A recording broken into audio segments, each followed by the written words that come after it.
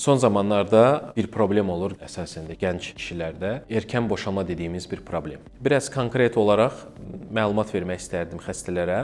Belə bir diaqnoz qoyula bilər ancaq bir durumda.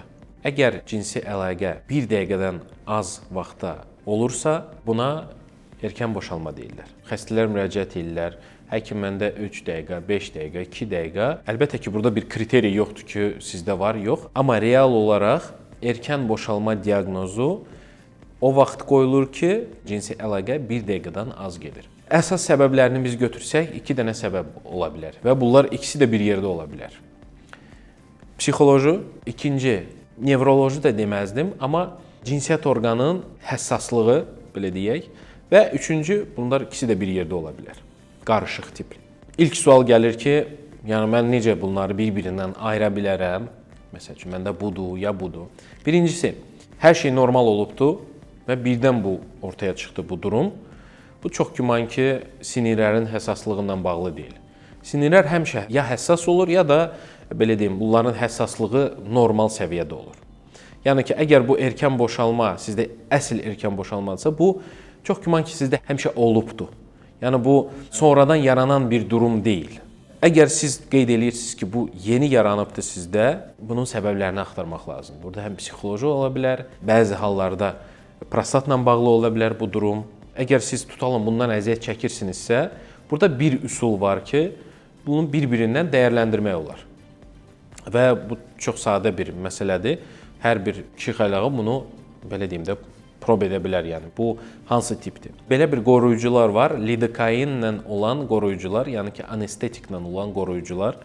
Əgər siz keyləşdirici olan qoruyucu ilə istifadə edirsinizsə və sizin cinsi əlaqəniz kifayət qədər artırsa, bu çox güman ki, sinir həssaslığıdır. Yəni ki, bu psixoloji durumla bağlı deyil, bu sırf sinirlərlə bağlıdır. Əgər bu fərq etmir, qoruyucu ilə oldu, qoruyucusu oldu, eyni bir müddətdirsə, bu çox güman ki, psixoloji məsələ ola bilər. Və ilk növbədə sual verirlər ki, bəs nə edək? Bunun müalicə üsulları nədir bu durumun? 3 dənə variant var. Əlbəttə ki, bu onun növündən asılıdır. Əgər bu psixolojidirsə, bəzi hallarda biz xəstələrə seksoloq ya seksopatoloq deyilən bir mütəxəssislər, əslində onlar psixoloq olur, amma bu problemlə məşğul olurlar. Biz yönləndiririk bu spesialistlərə. Həssaslıq məsələsidirsə, yəni çox həssasdır reseptorlar. Bu halda 2 növ var. Ya dərman, ya da ki, əməliyyat. Bir neçə tip dərmanlar var. Bunlar həmin o sinirlərin həssaslığını azaldan dərmanlardır. Bunun bir neçə variantları var. Elələri var, məsəl üçün, cinsi əlaqədən müəyyən vaxtdan qabaq içilməlidir. Eləsi var, regular içilməlidir. İndi bu xüsusiyyətlərdir. Bunu hansın ki, hər xəstə üçün individual seçilir, hansı daha realdır və daha rahatdır. İkinci variant əməliyyatdır. Əməliyyatın məqsədi ondan ibarətdir ki, həmin o sinirlərdə olan o həssaslığı azaltmaq. Orada bir neçə variantlar var, müəyyən xüsusiyyətləri var. Onu xəstə ilə danışandan sonra, xəstənin vəziyyətini biləndən sonra biz dəyərləndirə bilərik ki, hansı əməliyyat növü bu xəstəyə daha rahat olar. Bunlar hamısı cinsi əlaqənin vaxtından bağlıdır, müəyyən psixoloji durumla bağlıdır və s.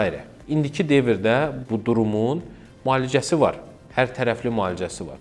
Sadəcə bəzi hallarda bu tək bir androloqun işi olmur, yanaşı mütəxəssislər bu məsələyə cəlb oluna bilər, seksopatoloq, seksoloq. Amma indiki dövrdə bu məsələ yəni həll olunur və öz yolunu tapır.